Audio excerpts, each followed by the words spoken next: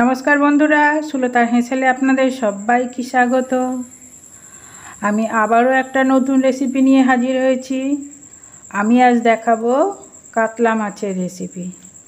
আমি এখানে জলটা গরম করতে দিয়েছি, তাতে দিয়েছি আমি 1 চামচ নুন, তার সাথে আমি 3 পিস মাছ নিয়ে নিয়েছি। এটা কাতলা মাছ, রুই মাছ, কাতলা মাছ যে কোনো মাছেই হবে। আর 3 পিস লঙ্কা দিয়ে দিলাম, এই লঙ্কাটা বেশ ঝাল আছে। তারপর আমি 2 মিনিট কি 3 মিনিট মাছটাকে সেদ্ধ করে নিলাম।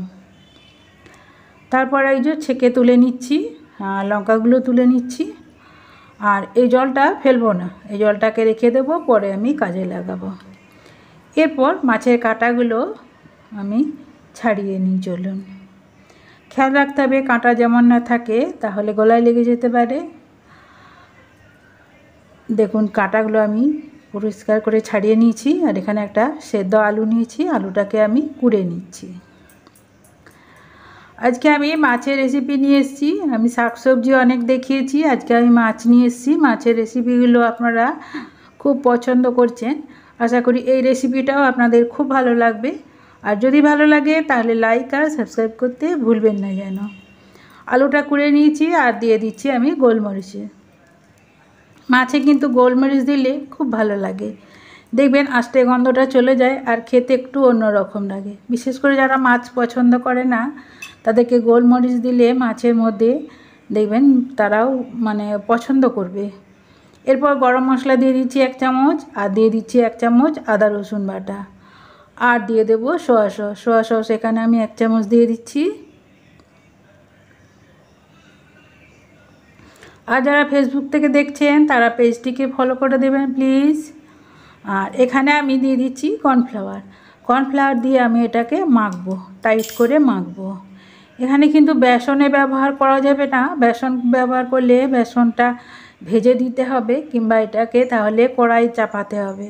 আমি যেহেতু কড়াই চাপাবো না, একদম সরাসরি কড়াইতে বড়া বানাবো, তাই আমি এখানে কর্নফ্লাওয়ার দিলাম।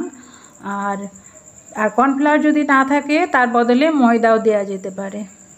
আমি আরেকটু কর্নফ্লাওয়ার দিয়ে দিচ্ছি, দিয়ে এটাকে টাইট করে নেব। টাইট করে একটা টিকিয়ার আকারে গড়ে নেব। এরপর নুন দিয়ে দিচ্ছি। খেয়াল রাখতে হবে নুন দিয়ে আমি সেদ্ধ করেছি, ওই জন্য আরও সামান্য একটু নুন দিয়ে দিলাম। এরপর খুব ভালো করে মিশিয়ে নিচ্ছি।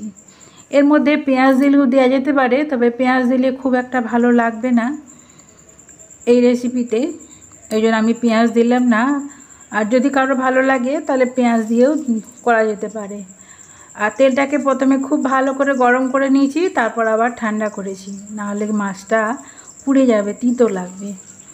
তারপর আমি দিয়ে দিচ্ছি, দিয়ে এরপর আস্তে আস্তে মিডিয়াম আঁচে আমি বড়াগুলোকে ভেজে নেব। এই পর্যায়ে এসে বলি, যেসব বন্ধুরা আমার এই রেসিপিটি দেখছেন, যারা মাছ ভালোবাসেন, প্লিজ একটা লাইক দিয়ে দেবেন। লাইক দিয়ে আমার ভিডিওটা কন্টিনিউ করবেন, তাহলে বুঝতে পারবো আমার মাছের রেসিপিগুলো আপনাদের ভালো লাগছে। আর চাইলে সাবস্ক্রাইবও করে দিতে পারেন। আমি বড়াগুলো ভাজতে দিয়েছি, এদিকে আমি একটা গ্রেভি তৈরি করে নেব। তার জন্য আমি তেঁতুল নিয়েছি 1 চামচ, আর ওই যে জলটা মাছ সেদ্ধর, সেই জলটা দিয়ে আমি এটাকে ভিজিয়ে রাখবো। আর এর মধ্যে আমি একটু নুন, একটু হলুদ আর একটু চিনি দিয়ে দিচ্ছি। আর এদিকে দেখুন বড়াগুলো ভাজা হয়ে গেছে। এরপর খুব আস্তে আস্তে আমি বড়াগুলোকে তুলে নেব। এই সময় গ্যাসের আঁচকে বাড়িয়ে দেব, তাহলে সুন্দরভাবে তেলটা বেরিয়ে যাবে। সবসময় মাছের ঝোল, মাছের ঝাল বা সবজি দিয়ে মাছ না রান্না করে এইভাবে মাছ রান্না করে দেখবেন, খুব ভালো লাগে আর স্বাদটা পুরো অন্য রকম হয়ে যায়। এরপর একটা শুকনো লঙ্কা এর উপরে দিয়ে দিচ্ছি, চাইলে গুঁড়ো লঙ্কাও দেওয়া যেতে পারে। এরপর তেঁতুলটাকে আমি খুব ভালো করে চটকে নেব। খেয়াল রাখতে হবে এখানে যেন তেঁতুলের পরিমাণটা একটু বেশি হয়, তাহলে ওই বড়াগুলো টকটক খেতে খুব ভালো লাগবে। এরপর তেলটা তুলে নিয়েছি আমি, দিয়ে এখানে 4 চামচের 1 চামচ তেল নিয়েছি, আর এখানে বেশি তেলের দরকার নেই। আর 5 ফোড়ন দিয়ে দিয়েছি ছোটো চামচের 1 চামচ, হিং দিয়ে দিলাম 1 পিঞ্চ, আর ছোটো চামচের 1 চামচ দিয়ে দিলাম সর্ষে, লাল সর্ষে, কালো সর্ষে, যাই হোক। তারপর সর্ষেগুলো চড়বড় করে ফুটতে শুরু করলে দিয়ে দিচ্ছি তেঁতুল গোলা জলটা।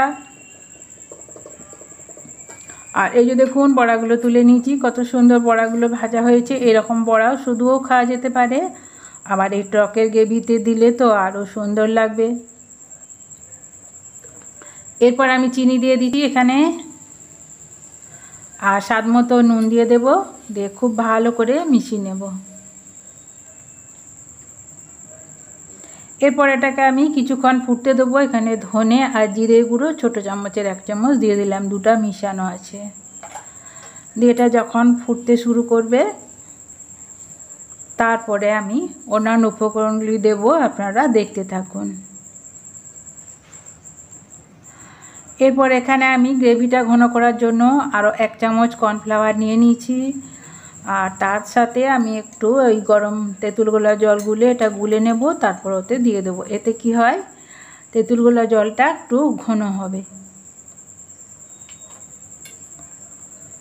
এটা দিয়ে আমি ভালো করে মিশিয়ে নিচ্ছি, আর ফুটে যাওয়া পর্যন্ত এটা নাড়তে হবে, না হলে তলায় বসে যেতে পারে বা ধাঁধা বেঁধে যেতে পারে। আর দেখুন ফুটছে ভরভর করে। এরপর বড়াগুলো আমি দিয়ে দিচ্ছি। একদম জোরে যখন ফুটবে ঝোলটা, তখনই বড়াগুলো ছাড়তে হবে।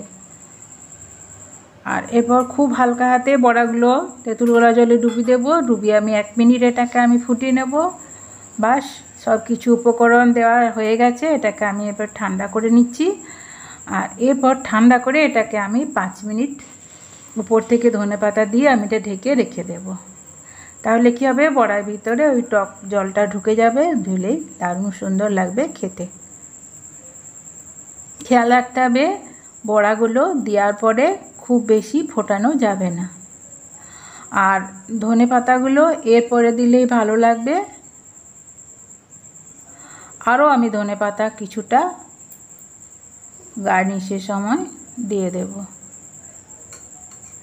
যেসব বন্ধুরা আমার এই রেসিপিটি ধৈর্য ধরে দেখছেন তাদেরকে জানাই অসংখ্য ধন্যবাদ। আমি আশা করব আপনারা এইভাবে একদিন বানিয়ে দেখবেন, খুব ভালো লাগে খেতে। মোটামুটি এটা দিয়েই ভাত খাওয়া হয়ে যাবে।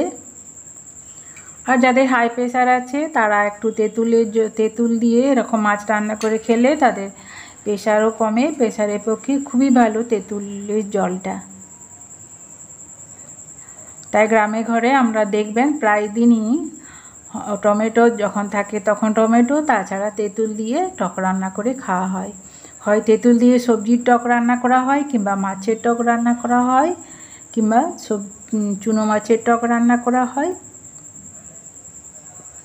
আবার কোনো বাড়িতে ওই যে বস্তার মধ্যে যে ছোট ছোট ক্যাঁটি আলুগুলো থাকে, সেই আলুগুলো দিয়েও তেঁতুল দিয়ে টক রান্না করা হয়, সেটাও কিন্তু খুব ভালো লাগে। তারও একটা বিশেষ পদ্ধতি আছে। আপনারা যদি কেউ জানতে আগ্রহী হন তাহলে কমেন্টে আমাকে জানাবেন, আমি সেই রেসিপি আপনাদের সঙ্গে একদিন শেয়ার করে দেব। দেখুন রান্নাটা আমার কমপ্লিট হয়ে গেছে। আজকে তাহলে এই পর্যন্তই, আবারও হাজির হয়ে যাবে আমি অন্য কোনো রেসিপি নিয়ে।